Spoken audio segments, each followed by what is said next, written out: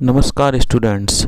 जैसा कि इससे पहले वाले ही लेक्चर में हम राज्य प्रशासन के महत्व के संबंध में कुछ 5-6 बिंदुओं पर चर्चा कर चुके हैं। इसी संदर्भ में आगे के जो और पॉइंट हैं इन पे हम इस वीडियो में विचार करेंगे। तो इस संबंध में जो नेक्स्ट पॉइंट है 7वें नंबर का वो यह है।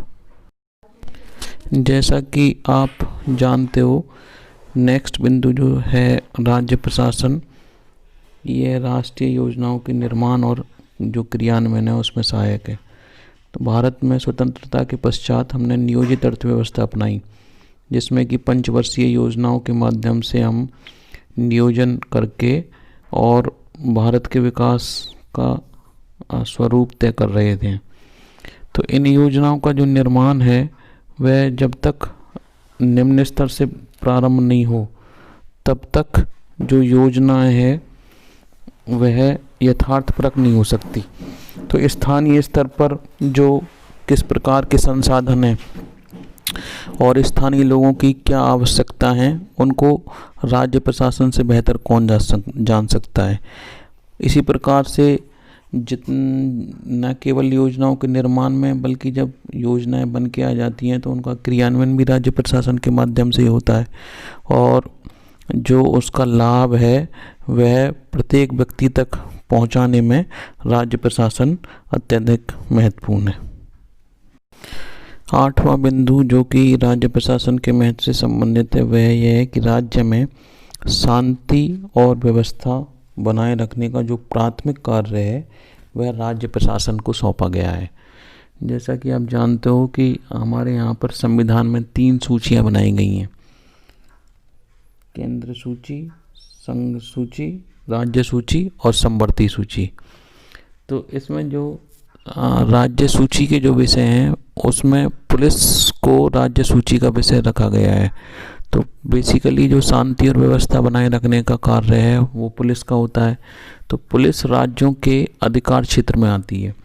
तो आज जिस प्रकार की परिस्थितियां हैं जिसमें कि बहुत तरह की जो हमारी जो शांति को भंग करने वाले कारक विद्वान हैं, तो उस स्थिति में राज्य प्रशासन का जो महत्व है वह अत्यधिक बढ़ के आता है, क्योंकि भारत के कुछ पड़ोसी ऐसे देश हैं जो कि आतंक और विघटन फैलाने के उद्देश्य से भारत में आतंकवादियों को या अन्य जो उग्रवादी हैं उनको भेजते रहते हैं। तो ऐसी परिस्थिति में जो राजस्थान है, हरियाणा, पंजाब, असम ऐसे राज्य अत्यधिक महत्वपूर्ण हो जाते हैं जो कि सीमाओं पर हैं, भारत की सीमाओं से संबंधित हैं। तो इस स्थिति में जो राज्यों की पुलिस है और जो गुप्तचर संगठन है उनको अत्यधिक सक्रिय और सचेत रहने की आवश्यकता है। नेक्स्ट बिंदु है कि राज्य प्रशासन लोक कल्याणकारी राज्य की जो कल्पना हमारे संविधान निर्माताओं ने करी है उसको साकार करने में महत्वपूर्ण भूमिका अदा करता है। तो देश में जैसा कि हम जानते हैं कि लोकतंत्र की स्थापना के साथ साथ ही लोक कल्याणकारी राज्य की स्थापना की गई है। तो इस लक्ष्य को प्राप्त करने के लिए राज्य प्रशासन से यह उम्मीद है कि वह जनता को जो भी यथासंभव अधिक से अधिक सेवाएं हो सकती हैं उनको प्रदान करे। इसीलिए राज्य प्रशासन के जीवन के महत्वपूर्ण पहलू हैं लगभग उन्हीं सभी से संबंध उसका रहता है। वह जो व्यक्ति के जन्म से लेकर और मृत्यु पर्यंत विभिन्न तरह की जो सेवाएं हैं राज्य प्रशासन उनको प्रदान करता है। तो आप देखते हो कि जिस गर्भवती महिला की जो विभिन्न प्रकार की ज़रूरतें हैं उनसे लेकर और उनकी मृत्यु, व्यक्ति की मृत्यु पर्यंत तक राज्य प्रशासन कई तरह की सेवाओं का संचालन करता है। तो इस प्रकार से जो राज्य प्रशासन है वह लोक कल्याणकारी राज्य की जो कल्पना है उसको धरातल पर उभारने में महत्वपूर्ण रोल अदा करता है। राज्य प्रशासन लोगों को न केवल जल की शुद्धता, भोजन, स्वच्छता, सड़क, गैस, बिजली आदि को प्रदान करता है, बल्कि वह जो अवयस्क बच्चे हैं उनकी देखरेख का प्रबंध, जो वृद्ध हैं उनकी आवश्यकताओं को समझना, उनको वृद्धाश्रम वगैरह की व्यवस्था करना आदि इस प्रकार के कल्याणकारी कार्य हैं जो कि राज्य प्रशासन के अस्तित्व के कारण ही व्यावहारिक धरातल पर केंद्रीय सरकार उतार पाती है। नेक्स्ट पॉइंट, जैसा कि आप जानते हो, औद्योगिक क्रांति के फलस्वरूप प्रत्येक शहर में बड़े बड़े कल कारखाने स्थापित हुए थे। इससे क्या है कि जो छोटे शहर हैं वो भी महानगरों में परिवर्तित हो रहे हैं, और इसके कारण जो हमारे शहर हैं वो शहरीकरण की विभिन्न समस्याओं से उनमें जूझ रहे हैं, जैसे कि नगर नियोजन, आवास, स्वास्थ्य, यातायात के साधन, सुरक्षा व्यवस्था। तो ये इस प्रकार के विषय हैं जिनको कि राज्य प्रशासन विभिन्न प्रकार की विशेषीकृत इकाई स्थापित कर और इन समस्याओं का निराकरण करता है। तो राज्य प्रशासन का महत्व इस रूप में और बढ़ जाता है कि वह जो औद्योगिकरण के कारण जो समस्याएं जन्म ले रही हैं उनको निदान प्रदान करे, उनका निराकरण करे। भारतीय जो समाज है वह विभिन्न प्रकार की जो सामाजिक बुराइयां हैं, कुरीतियों से सदा से पीड़ित रहा है। उसमें अज्ञानता, शिक्षा, अंधविश्वास आदि के कारण जो हमारा समाज है प्राचीन समय से पिछड़ा रहा है, और कई ऐसी कुप्रथाएं जैसे पर्दा प्रथा, बाल विवाह, छुआछूत, मैला ढोने की प्रथा, सती प्रथा आदि बुराइयां प्राचीन समय में ज़्यादा थी। हालांकि अब इस समय में थोड़ी कम हुई हैं, लेकिन अभी भी इनका काफ़ी अंश अभी भी विद्यमान है। तो इन समाज की जो बुराइयां अगर इनको समाप्त नहीं करा जाए तो समाज प्रगति नहीं कर सकता।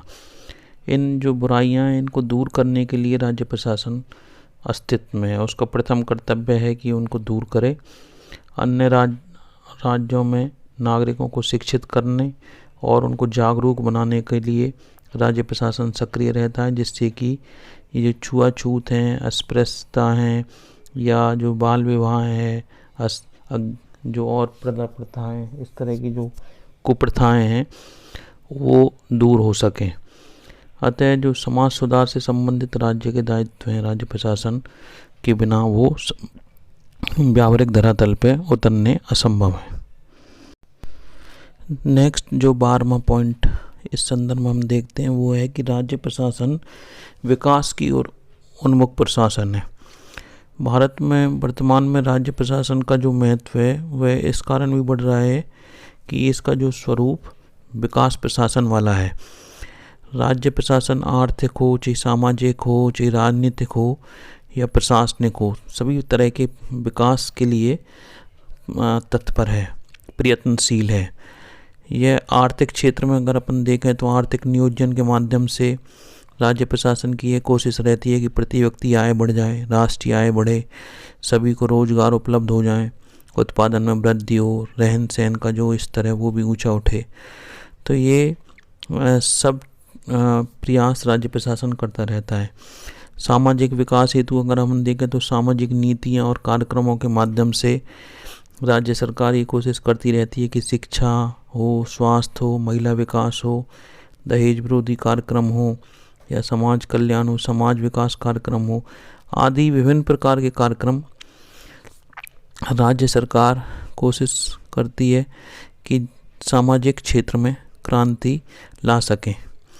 राजनीतिक आर्थिक जो राजनीतिक विकास है उसमें लोगों में राजनीतिक चेतना जागृत करने के लिए राज्य सरकार तत्पर रहती हैं, और जो लोकतांत्रिक विकेंद्रीकरण है उसको व्यावहारिक धरातल पे उतारने के लिए, जैसा कि हम जानते हैं कि 73वें 74वें संवैधानिक संशोधन के माध्यम से नगरीय निकाय और ग्रामीण निकाय अस्तित्व में आए हैं। तो इनके माध्यम से लोगों में राजनीति के प्रति चेतना बढ़े और वह जो अपने खुद के कार्य हैं उनको स्थानीय स्तर पर निपटा सकें। तो इस रूप में राजनीतिक विकास करने के लिए राज्य सदा प्रयत्नशील रहते हैं।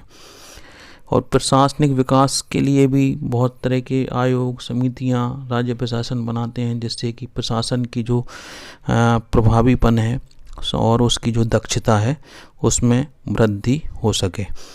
तो ये सब कारण हैं कि जिनसे कि राज्य प्रशासन आज के समय में नितांत अपरिहार्य बन गया है, जिसके बिना हम एक भारत जैसे देश में, जो कि इतना विशाल है, उसमें कल्पना ही नहीं कर सकते कि एक सेंट्रल गवर्नमेंट पूरे देश के लिए एक शासन प्रदान करेगी और पूरे देश में प्रशासन दिल्ली से चलाया जा सके।